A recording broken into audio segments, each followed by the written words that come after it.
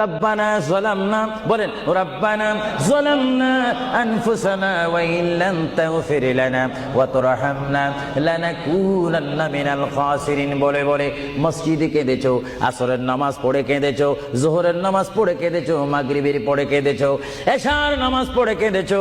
এ বান্দা, নামাজের মুসল্লা যখন বসে যাও, আমি আল্লাহকে তোমরা বারবার বল, আল্লাহ গো আমার গুনাহ মাফ করে দাও।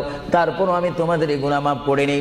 তারপরও তোমরা নিশি রাত্রে, মানুষ যখন ঘুমে যায়, তোমার বিবি যখন ঘুম যায়, তোমার ছেলে যখন ঘুম যায়, তুমি নিশি রাত্রে ঠান্ডা পানি দিয়ে ওযু বানিয়ে নামাজের মুসল্লায় বসে তুমি আবার যখন ডাক দাও, রব্বুল আলামিন, পৃথিবীর কোনো মানুষ আমার গুনাহ সম্পর্কে জানে না, তুমি আমার গুনাহ সম্পর্কে জানো।